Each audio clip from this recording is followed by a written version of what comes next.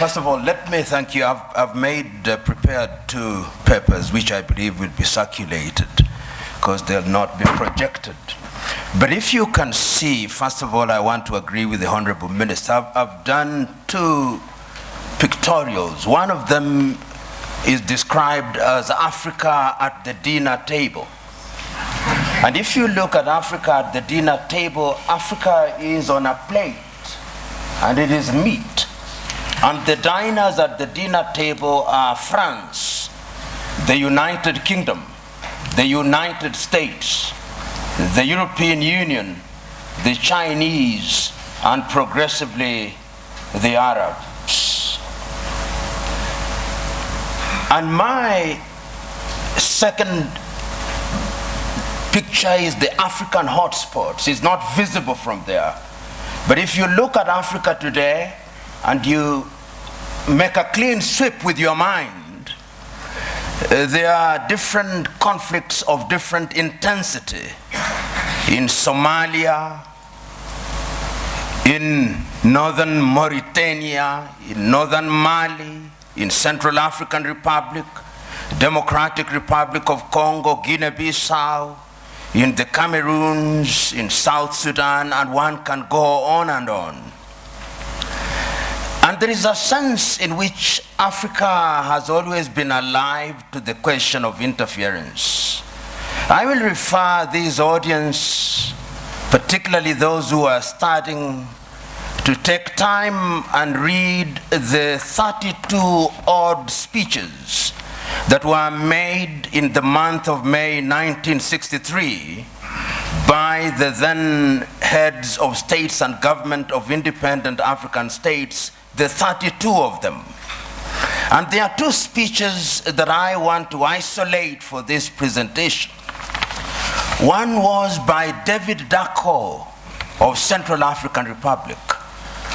And in thanking Emperor Haile Selassie and Kwame Nkrumah on that day, he said that we must never forget that the colonial power has not left us. We must recognize that he did not go willingly. And if we don't check them, they'll come back again. And what would little Central African Republic do against them? Today, he is right. Today, if we remember the activities of France and how they have propped up the regime of Jean Bedel Bokassa, he was right. Today, as the Honorable Minister has indicated, Africa remains the only continent in the world that is referred to in these terms, Anglophone, to mean that we are a sphere of our erstwhile colonizers. About 2 weeks ago, there was a meeting of the Commonwealth in London, England. And a friend of mine who is an Anglophile sent me the photograph very gleefully, saying this is a meeting of 53 equal states. I told him, no. If it was so, why is it that the leadership of the Commonwealth is hereditary rather than rotational? In other words, in the minds of the British, her former colonies are still under her tutelage. And I want to submit to us that in the minds of what I'll call the conceptual West, they think they have a divine duty to instruct Africans what to do. True. And in the minds of many African leaders, they think that they have a divine duty to accept what they are told. That, in my view, is what the Honorable Minister was talking about, the mindset. And this is something that has been examined. We have seen France and its very pernicious presence in Africa. We know what they did in Burkina Faso against Thomas Sankara. We know what they did in Mali or the Sudan against Modibo Keita or against Sekou Touré in Guinea. Pernicious to the core. The Portuguese, we know what battles had to be fought in that area. And let me put this very bluntly. When the former leader of Portugal, Marcelo Caetano, was asked, why can you not allow the colonies to gain independence? This is what he said in substance. As I have examined world history over the years, the following have emerged: that the Caucasians have been responsible for monumental discoveries in the development of man. So have the Chinese, so have the Arabs. But the Africans have been responsible for nothing. They are only fit as hewers of wood and drawers of water. And I want to submit to you who are present here that in the conceptual West's unguarded moments, or guarded moments, that is what they think. And that is how they relate to Africa. So the whole idea that they will interfere is something that they think is their God-given duty. I said there were two speeches in 1963 that I wanted to refer to. I referred to David Dako. The second one was the speech by Kwame Nkrumah. And Kwame provided the solution. He did not complain about colonialism. He said, we must live here with one army, with one command. We must live here with one currency.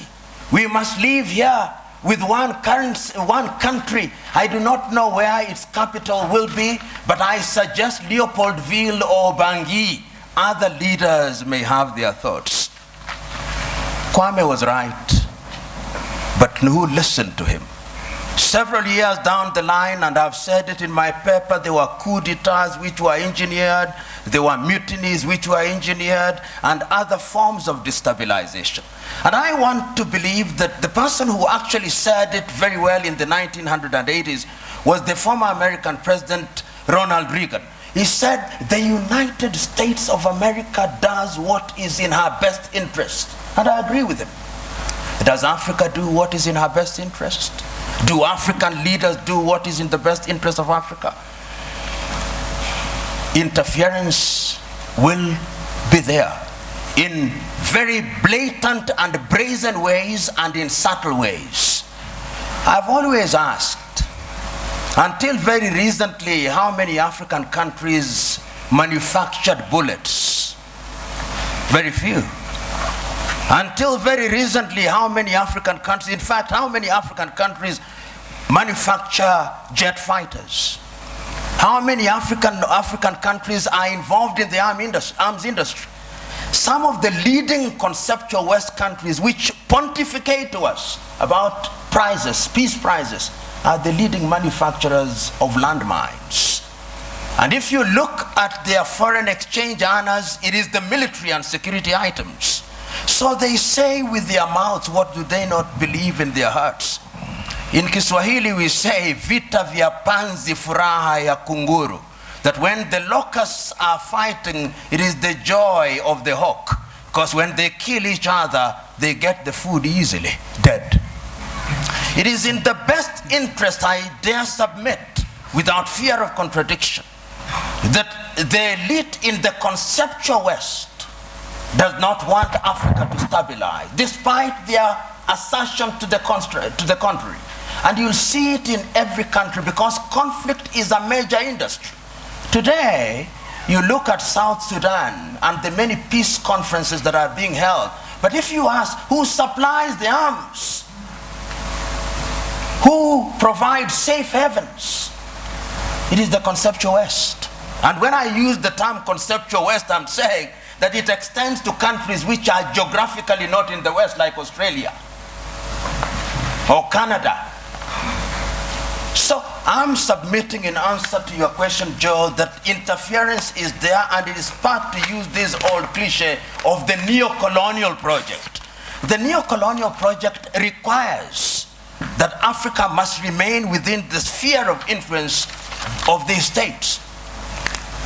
Today, if you look at the United Kingdom, which has left Europe, one would have thought that those are their cousins and that they should sit in comfort with them. You will now see their involvement being de-emphasized in Europe and their interest and appetite growing towards the Commonwealth. Because in the Commonwealth, they are the major domos. They'll tell us what to do. In Europe, they have to grapple with the Germans and the French, and they don't like it. That is the unspoken bit of it. The French also are in Europe, but the Germans are too strong, and they don't like it.